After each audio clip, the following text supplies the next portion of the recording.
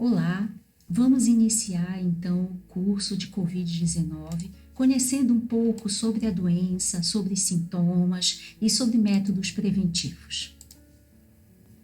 Então, vamos começar com alguns questionamentos. O que nós sabemos do coronavírus ou novo coronavírus?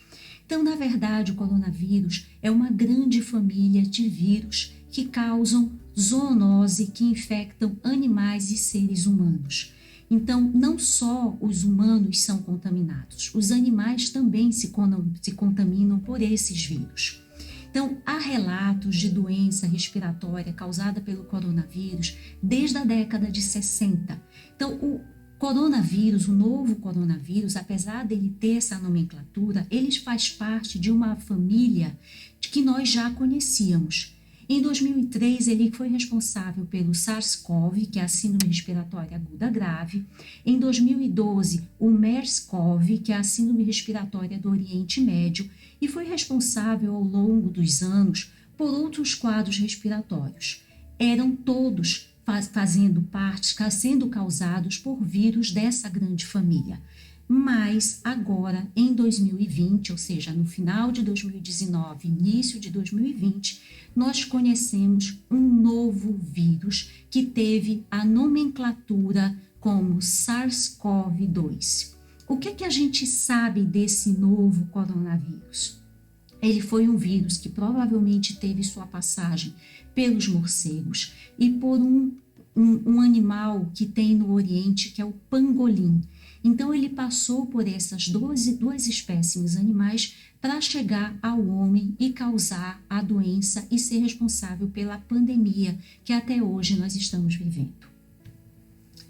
O SARS-CoV-2, ele é classificado como um beta-coronavírus. Ele foi descoberto em amostras de lavado broncoalveolar de pacientes que vieram a óbito por uma pneumonia de causa desconhecida numa cidade da China, que é a cidade de Wuhan. Então, isso ocorreu em dezembro de 2019. Ele pertence à família Coronaviridae e ele é o 7º coronavírus a infectar seres humanos. O que nós vemos agora nesse slide é, na verdade, um timeline da pandemia do coronavírus. Então, foi uma pandemia que começou com alguns casos inicialmente sendo detectados na província de Wuhan, na China, e que depois, devido à grande globalização que vivemos nesses últimos anos, ele se espalhou e dominou todo o globo terrestre. Existe um sistema de vigilância de vírus respiratórios, principalmente do influenza. E é o que a gente está vendo nesse slide agora. Então, o que foi visto? O mundo todo estava esperando, estava se preparando por um novo vírus do influenza. E, no entanto, fomos realmente atropelados por esse novo coronavírus que não conhecíamos, que tínhamos pouco conhecimento, inclusive dessa família. Como a gente falou em outros slides, ele é o 7º coronavírus a infectar a espécie humana. Então, nós tínhamos muito pouco conhecimento a respeito desse vírus.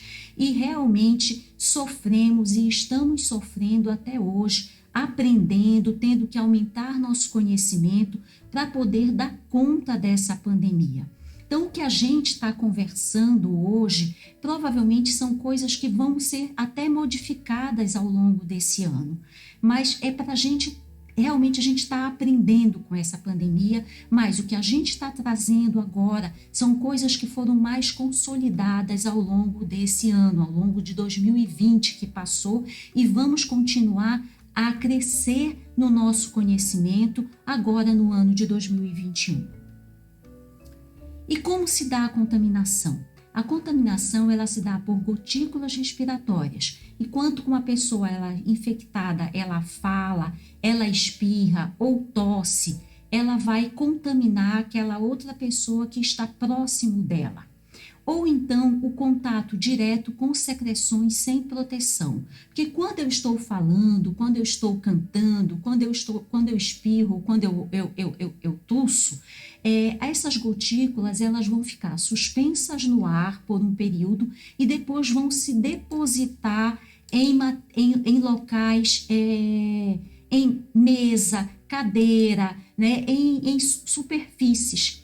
E eu tocando essas superfícies e depois tocando minha boca, o nariz ou mesmo os olhos, eu vou me auto-inocular com essas partículas virais. Então, não é só de modo direto, quando eu espirro, quando eu falo, que eu vou contaminar outra pessoa. Essas partículas, elas vão depositar em superfícies e eu, com a minha mão, posso me contaminar quando eu entro em contato com essas partículas. E agora a gente vai ver a definição de caso. O que é isso? Para facilitar diagnóstico, então a gente trabalha com esses critérios de definição de caso de síndrome gripal e síndrome gripal aguda grave. O que é a síndrome gripal? Síndrome gripal é todo indivíduo com quadro respiratório agudo, caracterizado por pelo menos 2 dos seguintes sinais e sintomas: febre, que pode ser mesmo febre referida, calafrio, dor de garganta, dor de cabeça, tosse, coriza, distúrbios olfativos e distúrbios gustativos. Lembrando que criança, além desses itens anteriores, a gente pode considerar ainda obstrução nasal na ausência de outro diagnóstico específico. Os idosos, eles podem fazer ainda quadros de complicações, né, de síncope, de confusão mental, de sonolência excessiva, irritabilidade, inapetência. E na suspeita de uma COVID-19, a febre ela pode não estar presente e eu ainda posso ter sintomas gastroentéricos, né, como diarreia e vômito. Síndrome respiratória aguda grave é aquele paciente que tem síndrome gripal, ou seja, todos esses sintomas que a gente viu no slide anterior, só que com manifestações mais graves. Então, eu vou ter dispneia, desconforto respiratório, ou pressão ou dor persistente no peito, no tórax, saturação de oxigênio menor que 95% em ar ambiente, ou ainda coloração azulada, que na verdade é a cianose, nos lábios ou no rosto. As crianças, além de apresentarem esses sintomas anteriores, elas ainda podem ter batimento de asa de nariz, cianose, tiragem intercostal, desidratação e inapetência. E muitas vezes os idosos também podem desencadear quadros mais confusos, inclusive também tendo esses sinais muito semelhantes à de criança, como batimento de asa de nariz, desidratação, inapetência também podendo fazer parte do quadro do idoso. Por critério clínico, tá? Eu posso classificar um caso de síndrome gripal ou síndrome respiratória aguda grave associado à anosmia, que é a perda do olfato, ou ageusia, que é a perda do gosto, né? Ou seja, a disfunção gustatória que a gente fala sem ter outra causa pregressa. Critério clínico epidemiológico, quando eu tenho um caso de síndrome gripal ou síndrome respiratória aguda grave, com histórico de contato próximo ou domiciliar nos 14 dias anteriores ao aparecimento dos sinais e sintomas, com um caso confirmado pela COVID-19. E por critério clínico e imagem, eu vou ter aquele paciente com síndrome gripal ou síndrome respiratória aguda grave ou óbito por síndrome respiratória aguda grave, que não foi possível confirmar por critério laboratorial, mas que apresentou pelo menos uma das seguintes alterações tomográficas: opacidade em vidro fosco ou sinal de halo reverso. E por critério laboratorial, quando eu tenho um caso de síndrome gripal ou síndrome respiratória aguda grave, com teste de biologia molecular com resultado detectável para SARS-CoV-2, ou teste imunológico com resultado reagente, tanto para IgM, IgG ou IgA, realizado, né, pelos seguintes métodos: ou um ensaio imunoenzimático ou imunocromatográfico, né? Então, ou ainda, né, a pesquisa do antígeno, que é muito parecido com o biologia molecular, só que ele é um teste antigênico com resultado também reagente para o SARS-CoV-2.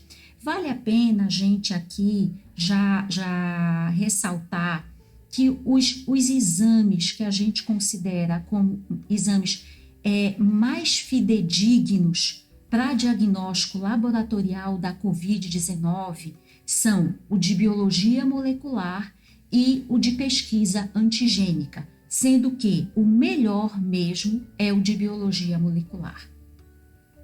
Então, eu vou ter um caso confirmado em indivíduo assintomático quando eu tenho o resultado do exame positivo, ou por biologia molecular, então esse resultado ele vai ser detectável por SARS-CoV-2, ou pela pesquisa antigênica, pela pesquisa de antígeno com resultado positivo, tá? Então, esse é o critério para os pacientes que não tem sintoma, que não tem sinal nenhum de Covid-19. Então, são os indivíduos que a gente considera como indivíduos assintomáticos, mas que têm resultado positivo. Segundo a Organização Mundial de Saúde, as pessoas que apresentam maior chance de fazer doença grave são os idosos e aquelas pessoas que têm doença crônica, que têm alguma comorbidade. Aqui a gente chama atenção para um dado. Apesar de esses grupos serem os grupos mais vulneráveis para fazer doença grave, todos nós somos suscetíveis à Covid-19. Então, qualquer pessoa pode se contaminar pelo novo coronavírus. E como se dá a infecção? O novo coronavírus, ele usa uma proteína que a gente chama de ACE2, que é uma enzima conversora da angiotensina, e ele se acopla a essa enzima e a partir dessa união, ela vai permitir que o vírus penetre na célula humana e que ele comece a se multiplicar através da introdução do seu material genético com o material genético do ser humano. E essa enzima ela está presente em vários órgãos do nosso organismo, principalmente pulmão e intestino. Por isso que a gente chama a atenção para os sintomas respiratórios e também a possibilidade de sintomas gastroentéricos. O que eu posso fazer para me prevenir desse novo coronavírus?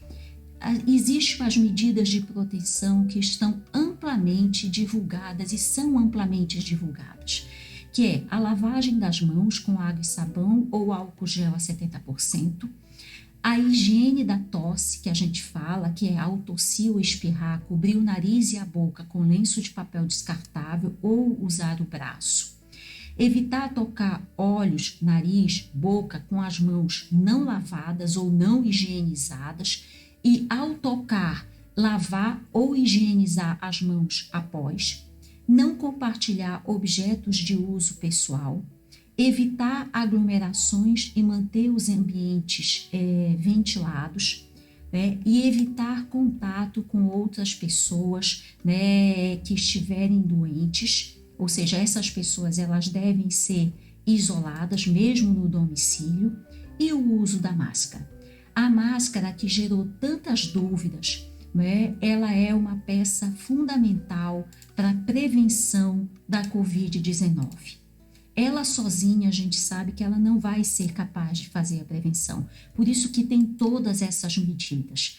E a gente pode elencar como as mais importantes: uso de máscara, higienização da mão com lavagem com água e sabão ou álcool gel e evitar aglomeração. Esse talvez seja os 3 pilares fundamentais que dá de medidas de prevenção do SARS-CoV-2. O isolamento. Todos os pacientes com suspeita clínica forte de Covid-19 e os com doença confirmada pelo exame de biologia molecular, que é o RT-PCR, de nasofaringe positivo, eles devem ficar 10 dias em isolamento respiratório domiciliar. Ou seja, o que quer dizer isso? Preferencialmente sozinhos no quarto, afastados de seus familiares e amigos, né? Essa é uma medida fundamental para quem tem manifestação da doença e confirmação principalmente. E uma outra dúvida que surgiu ao longo desses últimos meses: pode ocorrer reinfecção pela Covid-19? Então, há relatos de reinfecção, mas essa reinfecção ou segunda infecção pela Covid-19, ela não parece ser muito comum, porque a maioria das pessoas que tiveram infecção, mesmo assintomática, ou que tiveram doença confirmada pela Covid-19, provavelmente elas vão ficar imunes. A gente sabe que provavelmente essa imunidade não vai ser uma imunidade muito longa, né? Ela dura uma média de 3 a 5 meses, né? Mas, de qualquer forma, tem uma certa proteção à Covid-19 por esse tempo. Então, reinfecção, ela ocorre, mas é muito incomum, não é uma coisa realmente muito comum da gente ver. E ela tem um critério para eu considerar uma reinfecção. A pessoa ela tem que ter pelo menos 3 meses de distância entre a primeira infecção e a segunda infecção. Ela tem que ter o exame confirmatório pela biologia molecular. E esse material, tanto da primeira infecção como da segunda infecção, tem que ser mandado para os laboratórios de referência para poder fazer o estudo genético da cepa e confirmar realmente essa segunda infecção pela Covid-19.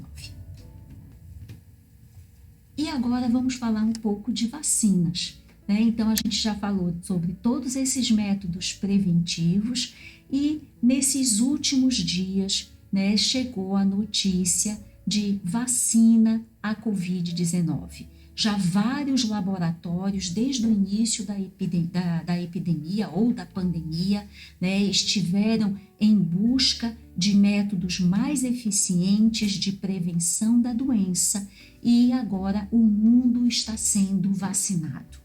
Quais são os objetivos da vacina da Covid-19? Principal objetivo: redução da morbimortalidade da Covid-19 e manutenção dos serviços essenciais e serviços de saúde.